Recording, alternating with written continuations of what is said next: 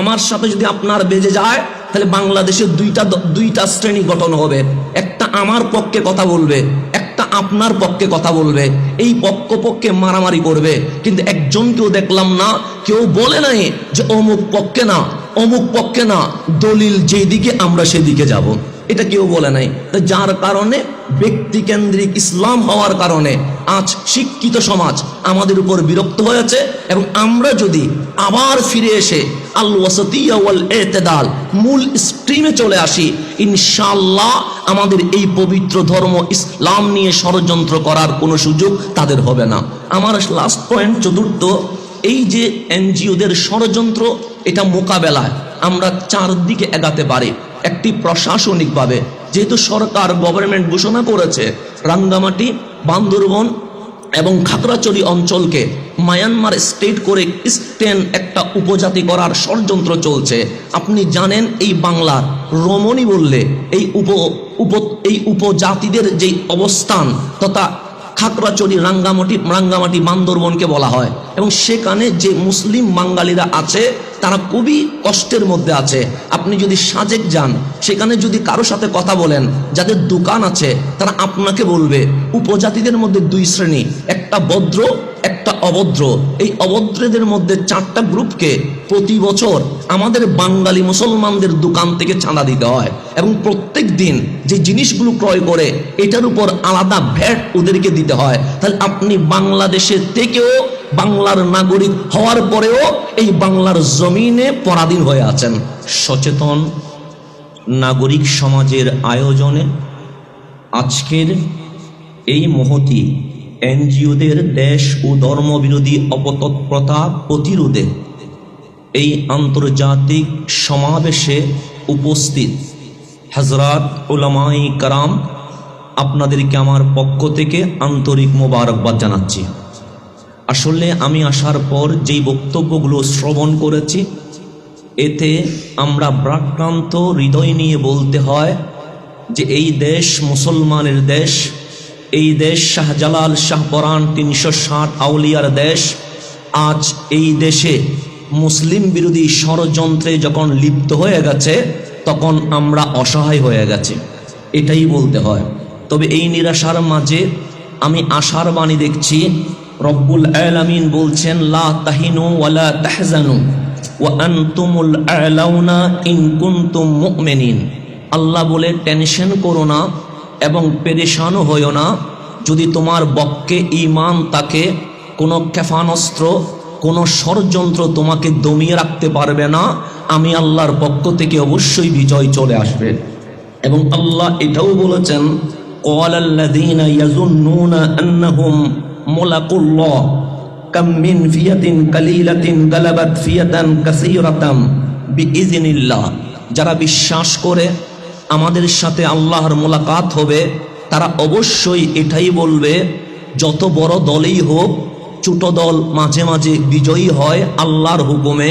তা আমরাও আজ এই এনজিওদের ষড়যন্ত্রের বিরুদ্ধে এটাই বলতে পারি, যদি ইউরোপ, এশিয়া, আফ্রিকা এক হয়ে ইসলামকে নাশাত করার ষড়যন্ত্রে লিপ্ত হয়, আমরা যদি আবু বকর, ওমর, উসমান, আলীর মতো মাঠে নেমে যায়, ইনশাআল্লাহ ইসলামের বিজয় চলে আসবে। 2 নম্বর পয়েন্ট, আমি যেটা মনে করি, এই বাংলাদেশে যারা ইসলাম বিদ্বেষী ষড়যন্ত্রে লিপ্ত আছে, তারা প্রবেশ করার পিছনে অবশ্যই আমরা কম দায়ী নয়। কারণ রব্বুল আলামিন এই ইসলামের দাওয়াত দেওয়ার জন্য আমাদেরকে সিস্টেম শিখিয়ে দিয়েছেন। উদউ ইলা সাবিলি রাব্বিকা বিল হিকমাতি ওয়াল মাউইযাতিল হাসানা।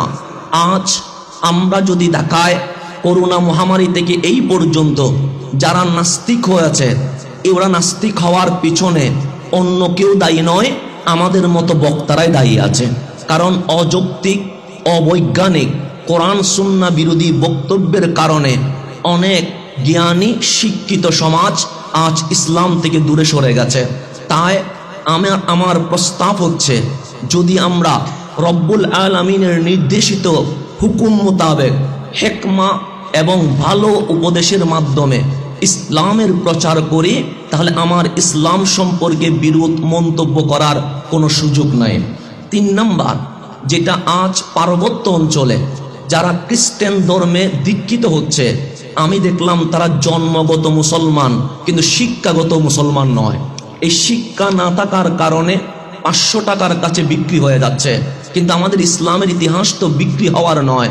আমাদের ইসলামের ইতিহাস তো বেলালের ইতিহাস, আমাদের ইসলামের ইতিহাস তো খালিদ বিন ওয়ালিদের ইতিহাস, আমাদের ইসলামের ইতিহাস তো সালাউদ্দিন আইয়ুবের ইতিহাস।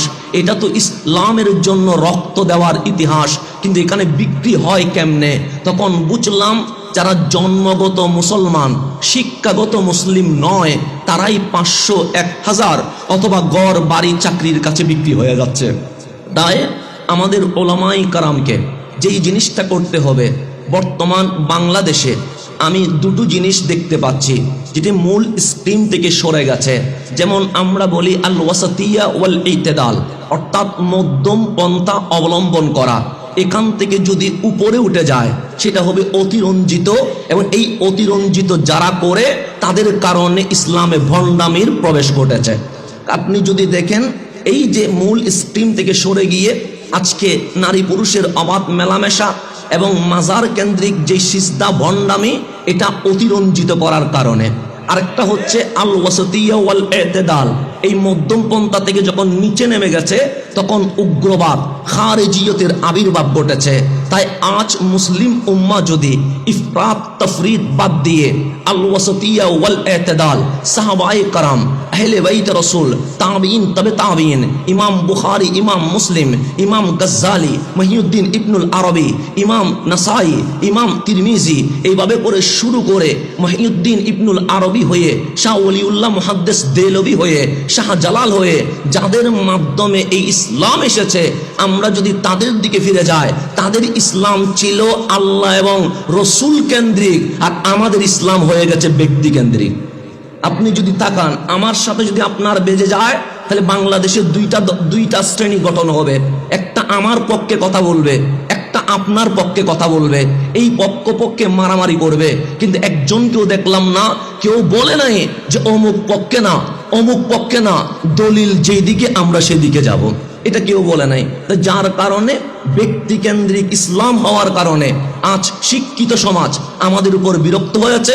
এবং আমরা যদি আবার ফিরে এসে আল ওয়াসাতিয়া ওয়াল ইতিদাল মূল স্ট্রিমে চলে আসি, ইনশাআল্লাহ আমাদের এই পবিত্র ধর্ম ইসলাম নিয়ে ষড়যন্ত্র করার কোনো সুযোগ তাদের হবে না। আমার লাস্ট পয়েন্ট, চতুর্থ, এই যে এনজিওদের ষড়যন্ত্র, এটা মোকাবেলায় আমরা চারদিকে এগাতে পারি।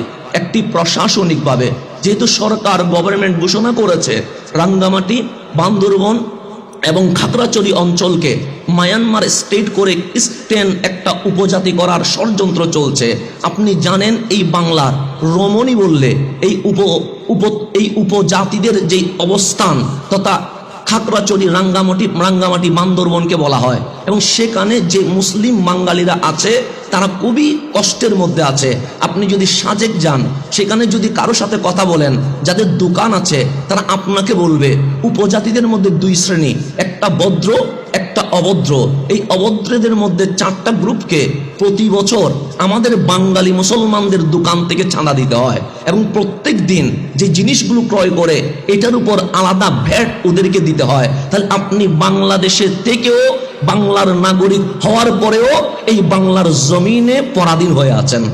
এই যে ষড়যন্ত্রের ভেতরে আপনি চলছেন, ওদের অভাব আছে, ওদের ডর ভয় আছে, ওদের কাছে একটি এমন জীবন ওরা পরিচালনা করছে, প্রতি নিঃশ্বাসে ওরা ভয় পাচ্ছে কখন আমাকে হত্যা করে ফেলে।